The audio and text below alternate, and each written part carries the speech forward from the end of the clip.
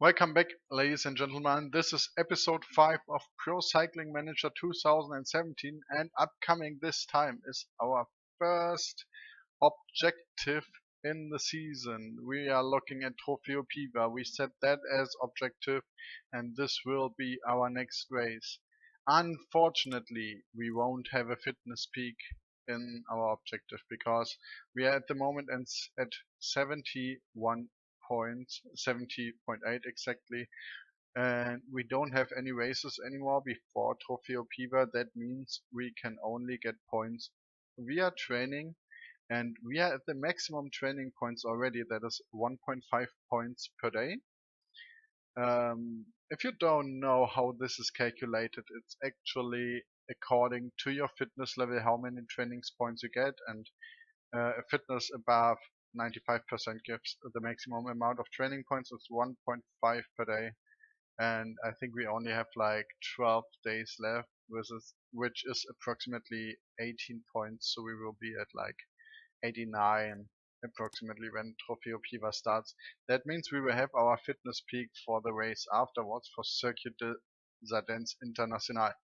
So the last two episodes were a little bit longer. That's why I will only cover Trofeo Piva in this episode. It's a little bit shorter, but that gives us some time and have a look at our schedule. So we had some level ups and we have now 20 points remaining for the season, so we can adjust our schedule.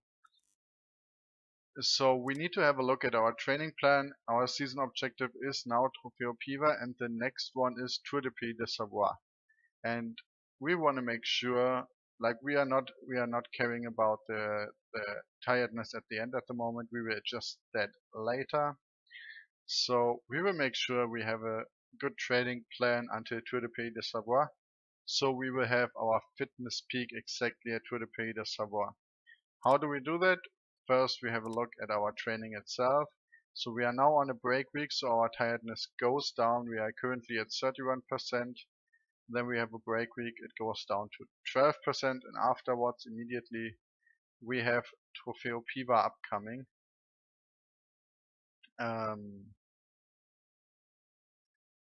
Trofeo Piva upcoming in the week afterwards. So then we have Circuit des Ardennes International and Giro Belvedere di Villa di Cordignano. After that week, our tiredness is up at 28% already. We have a break week, it goes down to 9%.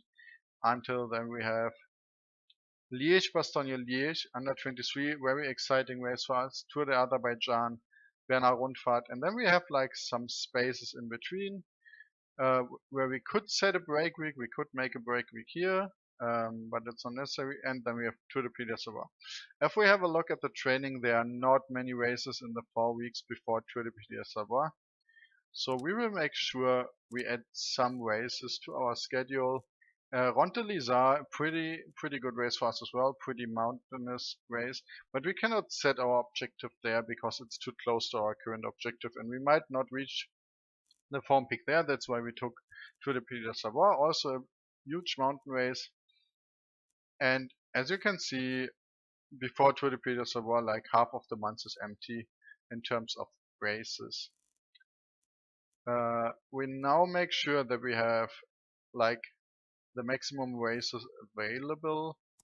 So we need to have a look at the training plan again. We want to secure I think we want to make a break week in here and kill that break week, so we have hard here. That means we have 95% fitness when Tour de Pays de Savoie kicks in, and our tiredness is 0% after the break week, which is pretty awesome. After the 2 break weeks that are pretty close to each other, so we can fill everything from Ronte-Lizard with races, and we can even have a look whether we can put in some races here as well. So let's have a look at that first. That is a flat classical race for under 23, but it has 2 hills in the end. That means, and they look pretty steep. If we look at Giro Belvedere, they look pretty steep.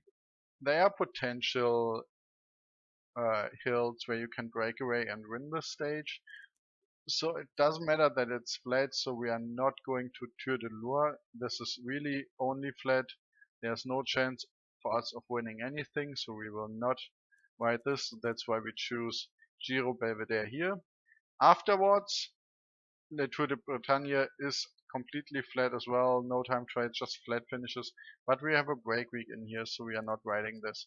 Then we have Liège-Bastogne-Liège. It's on the same day as Rund den Finanzplatz. We obviously go to the hill race, which is quite fine. We are not attending Himmerland Rund, even so we could, but we want to have a break day before Tour de Azerbaijan starts, so we can recover our freshness. That's why we are not attending Himmerland Rund as well. So now it gets interesting. We have, after Tour de Azerbaijan, we could attend the Ringerike Grand Prix. It's actually pretty good for us, but we are going to the Berner Rundfahrt. They are both hilly races, so we take the race where we have again 1 day of rest in between, so our freshness can recover. And then the next one would be Ronde van Noord-Holland. It's a flat cobble race that's not interesting for us. And afterwards we could go to Baltic Car Konosche Tour, but as well in this week we have a break week in the training schedule. As you can see, we have let me see where we are. To the Azerbaijan Berner Rundfahrt, there is a break week. So what I said in one of my first episodes, don't put races in weeks where you have a break, because otherwise your tiredness is not going down. We want our tiredness to go down, so we cannot put a race in this week. But we are not attending the Baltic Karkoshne tour, even so it's quite decent for us, but on the downside, the time trial is super long with 39 kilometers. We are super bad in the time trial, and there's only one hill stage in the end, and to be fair, it's not that hilly. I mean, it's only 82 kilometers, but the climb is not steep enough for us. So it's quite fine that we have a break week. Then we have Paris-Roubaix Cobble Classic. We might get rid of that. Well, actually, it's a preparation race. We cannot do something else here. So we might let it in, because we don't have much choice. It gives us 3 points in terms of the form peak, but we really need to make sure we are not crashing on that one. And then there's only the Oberösterreich Rundfahrt, but this looks pretty good. It has a relatively short time trial with a hill in the end, so it counts as hilly time trial. That is actually quite steep for a time trial, because the route is only 15 kilometers. That final climb is super steep. Then we have a good hill set with like some bigger hills, which is quite good for a mountain rider, for a climber. A flat stage that is not interesting, and another hill stage. So that is perfect for us. So we are definitely attending the Oberösterreich Rundfahrt. And that's all that we can do. But now we have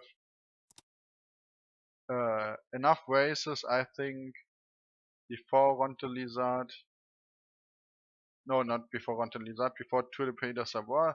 So our form peak is at 95% when we are at Tour de Pays de Savoie, and our tiredness is only 18%, which is great.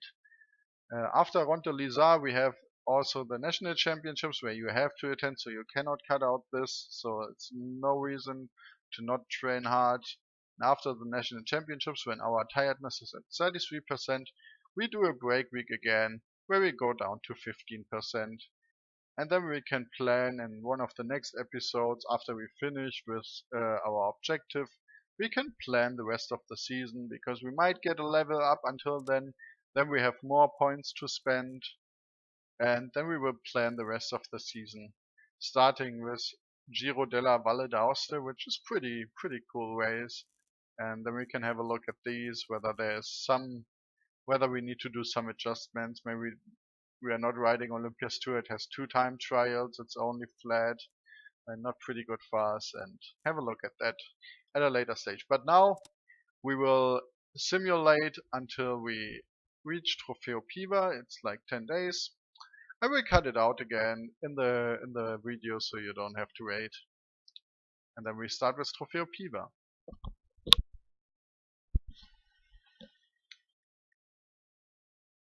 So we simulated all our way up to April, and if we have a look at the fitness peak now, we are at 90.3% and we don't get the fitness peak. I will talk a little bit about the fitness peak. So when this reaches 100, you get +2 on the race day condition. That means you have bonus stats in your race, and because Trofeo Piva is an objective, you get +1 as well. Now we are missing out on the +2 race day condition, and we will have it like 1 week delayed. And this fitness peak usually lasts for 2 weeks.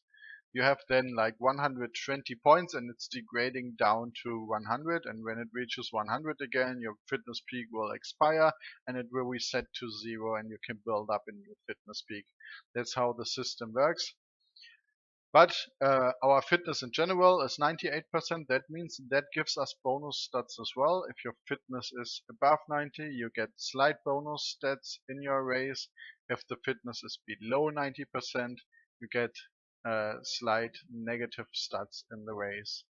You will see that in the race pretty soon. Our freshness is 100%. That is our green bar, red bar, yellow bar on the start of the race, and our tiredness is 0%, which is perfect. So this looks pretty awesome right now, except for the fitness peak not being there in time. But we couldn't do anything against that because we basically were riding every race that was available for us, but it was unfortunately not enough to get the fitness peak. We just had not enough races. We only have 30.0 race points because we were racing only 10 days, and we needed like 14 days, and then it would have been perfect. But nevertheless, it is upcoming now. Let's have a look at the training progression. We still train time trial for the moment because we are still at 57. I said in the beginning I want to go up to like approximately 65 before I start training mountains and hills. So we stick to time trial for the moment, and let's go into our race now after we simulated the other races. So yeah, our team is not doesn't register enough riders, so I guess we are starting only with 4 guys, which is not that cool to be honest, but okay.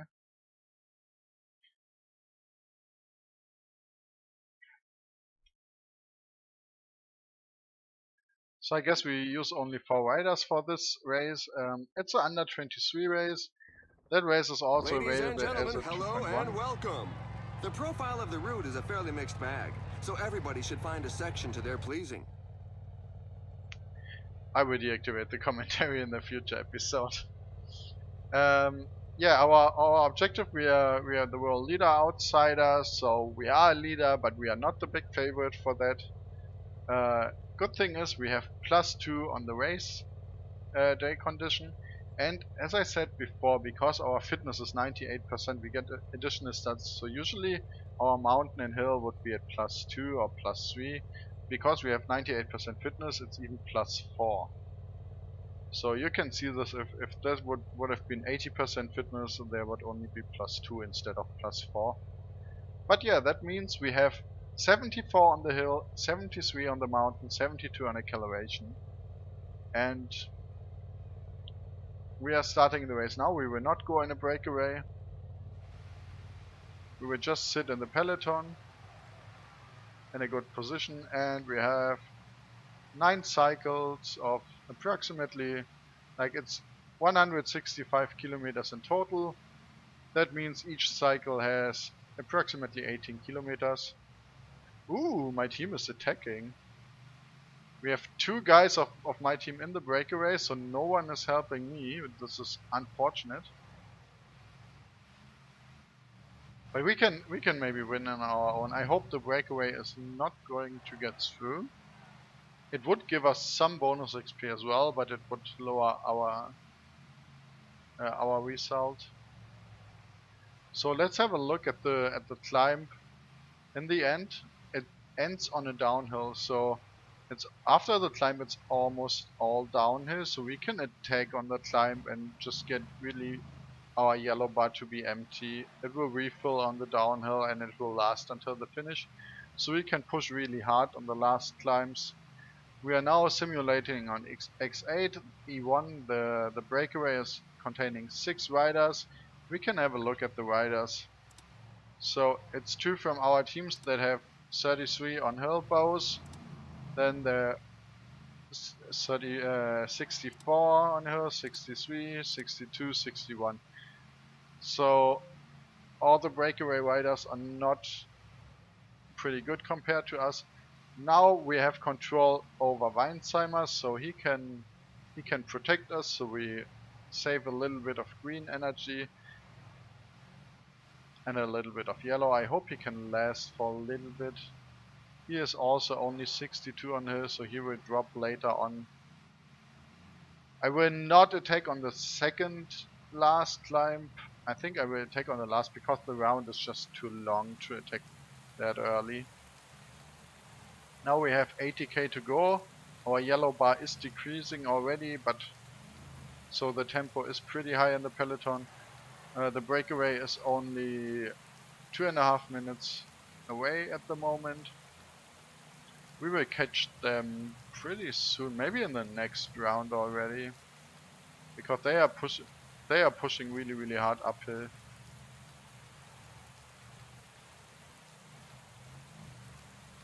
That looks like a really okay, bad we are on the fall. flat now. It's a Time to shame, get but some he's not bottles. It going should any last further. until the There are end. some legs that just can't take the speed anymore. The Yeah, and riders are being left behind. So we this got is the a nice last third of the timing race. for that. Anyone who is gunning for victory has got to make a move fairly soon. A rider has just dropped out. No doubt he'd run out of gas. So the peloton dropped to 14 riders already. We are just basically only 2 teams. Like the last guy, he will drop pretty soon as well, but it's team, I think it's the development team of Orica Scott, I'm not sure, and the other team is, I have no idea. It's still too early to attack, we still have 3 climbs upcoming.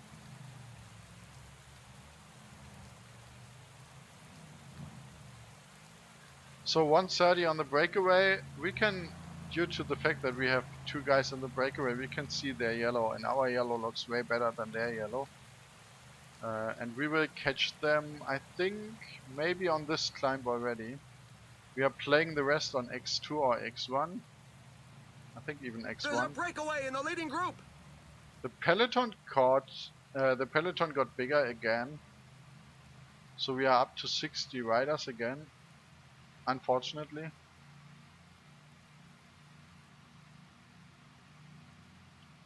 But still, our yellow looks pretty good.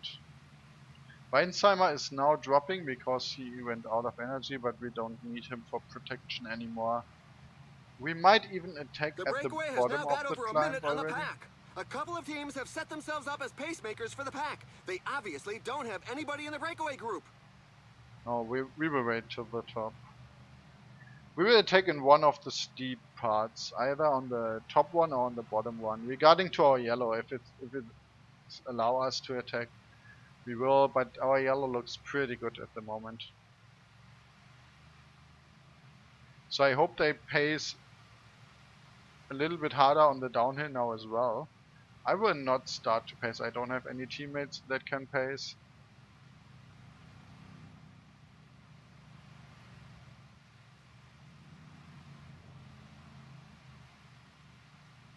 So our yellow is full again, it doesn't get any fuller anymore. Ooh, the breakaway is still pretty good. It's still a minute. The pack is increasing its work rate. Some teams can't be happy with the breakaway. The finish line is getting close. The riders have just passed the 15 kilometers road sign. I think I'm not attacking now, I'm waiting for the ending of the climb. We are also pretty good in the downhill, so we can use all our effort. For the second part, it's 11 kilometers to the finish line, 44 seconds. On the breakaway, we will catch them definitely. So now is a good time to use the There's energy now just gear 10 as well. kilometers left. The pack's deficit is being cut back. Yellow will not be a problem anymore, so we go to the front now. And as soon as our energy gear kicks in, we will attack.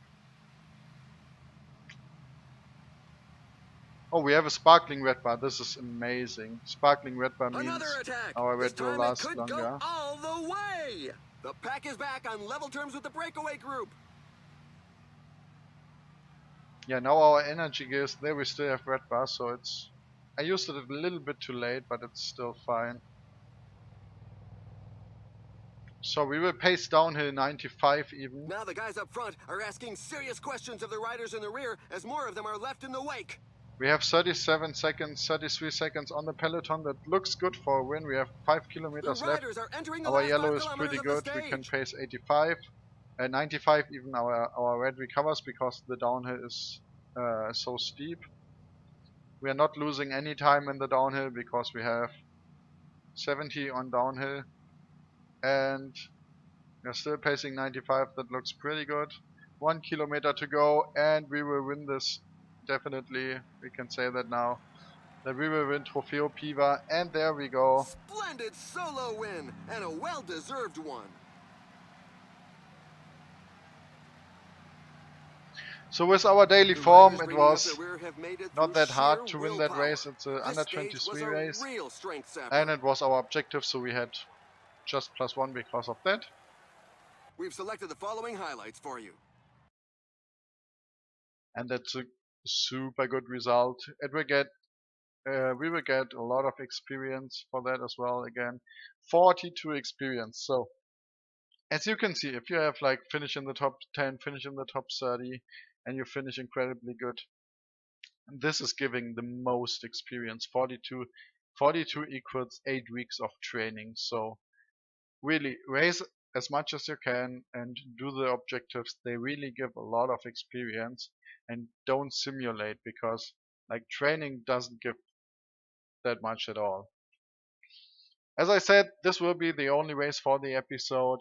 Thanks for watching. Next episode will cover Circuit des Ardennes International with the team time trial inside. So team time trial is a little bit tough to play in pro cyclist mode, but all the other stages look pretty interesting, will be pretty fun, and I hope you tune in the next time again.